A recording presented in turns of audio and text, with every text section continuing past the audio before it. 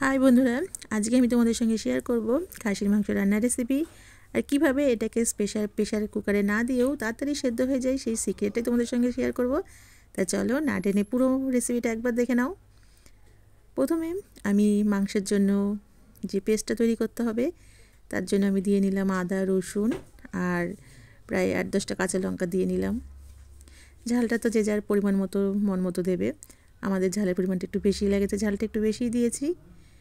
এরপরে আমি পেস্টটা তৈরি করে নিয়ে আলুটা ভেজে নিচ্ছি। আর আলুটা ভাজতে আমি দিয়ে নেব এর মধ্যে খানিকটা লবণ আর দেবো একটু হলুদ, কেননা লবণটা দিলে আলুটা তাড়াতাড়ি সেদ্ধ হয়ে যাবে আর হলুদটা দিলে আলুর কালারটা সুন্দর হবে। এটা তো তোমরা সবাই জানো। তা চলো এরপরে আমি মাংসটাকে ম্যারিনেট করে নিই। এর জন্য এর মধ্যে দিয়ে নিচ্ছি একটু লবণ, একটু হলুদ আর যে সিক্রেটটা তোমাদের সঙ্গে শেয়ার করবো সেটা হলো পেঁপে। আমি খানিকটা পেঁপে ঘষে এর মধ্যে দিয়ে নিচ্ছি। আর এই পেঁপে ঘষে যদি মাংসের মধ্যে দিয়ে নেওয়া যায় না, তাহলে মাংসটা তাড়াতাড়ি সেদ্ধ হয়ে যায়, মানে তাড়াতাড়ি নরমও হয়ে যায়। তার জন্য পেঁপেটাকে দিয়ে আমি খানিকক্ষণ মাখিয়ে রেখে দিচ্ছি। আর তারপরে এটাকে আমি রান্না করে নেব। তা প্রথমে আমি তেলের মধ্যে দিয়ে নিলাম তেজপাতা, শুকনো লঙ্কা আর গোটা গরম মশলা আর গোটা জিরে। এরপরে দিয়ে নেব কোচানো পেঁয়াজ। আমি 4টে বড় সাইজের পেঁয়াজ কুচিয়ে নিয়েছি।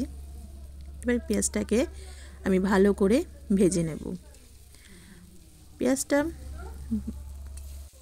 পেঁয়াজটা কিন্তু একটু বেশিই দিতে হবে।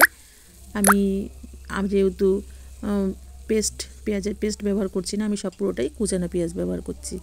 কেননা পেঁয়াজটা যদি একটু কুচিয়ে দেওয়া যায় তাহলে কিন্তু মাংসের টেস্টটা বেশি সুন্দর লাগে।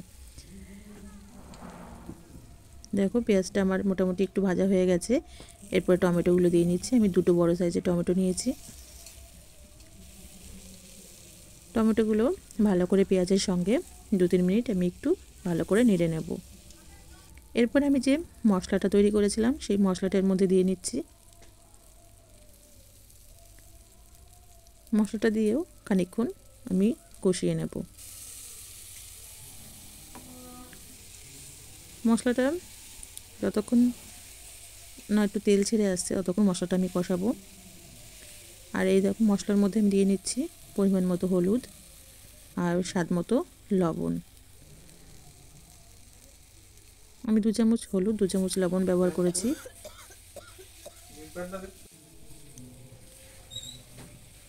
দেখো মশলাটা দিয়ে আমি তো সুন্দর করে মশলাটা কষিয়ে নিচ্ছি।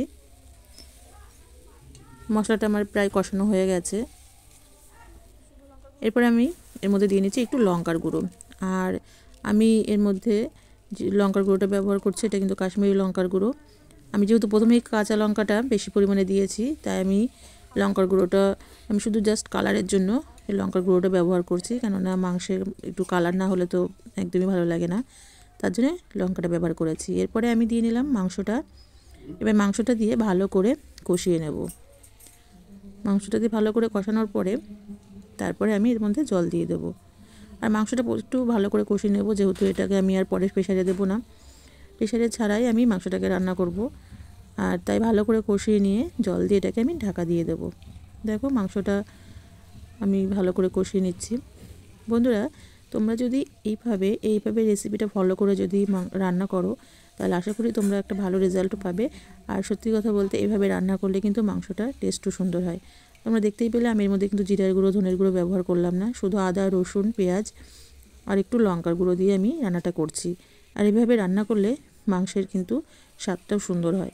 জিরার গুঁড়ো, ধনের গুঁড়ো ছাড়াও কিন্তু মাংসটাকে রান্না করা যায়, আর তাতে রান্নাটার টেস্ট একদমই নষ্ট হয় না, বরং আরও বাড়ে। দেখো মাংসটা কষানো হয়ে গেছে। এরপরে আমি জলটা দিয়ে নিলাম। এরপর একটু নাড়াচাড়া করে আমি এটাকে ঢাকা দিয়ে দেবো। আর এভাবেই আমার মাংসটা রান্নাও কমপ্লিট হয়ে যাবে। তো বন্ধুরা, তোমাদের যদি রেসিপিটা ভালো লাগে তাহলে প্লিজ তোমাদের কাছে অনুরোধ রইল একটা ছোট্ট করে একটা লাইক আর একটা কমেন্টস করে জানিয়ে দিও তোমাদের কেমন লাগলো রেসিপিটা। দেখো আমার মাংসটা রান্নাটা কমপ্লিট হয়ে গেছে। তো বন্ধুরা, তোমাদের কেমন লাগছে দেখে এটা যদি ভালো লাগে একটা লাইক, কমেন্টস। আর তোমরা যারা নতুন আমার চ্যানেলটা দেখছো তারা প্লিজ আমার চ্যানেলটা সাবস্ক্রাইব করে অল বাটনটাও ক্লিক করে দিও, যাতে আমার ভিডিওগুলো তোমাদের কাছে তৎক্ষণাৎ পৌঁছে যায়। তা চলো দেখা হচ্ছে আবার নেক্সট ভিডিওতে পরের দিনকে। ততক্ষণের জন্য টাটা। তোমরা সকলে খুব খুব ভালো থেকো।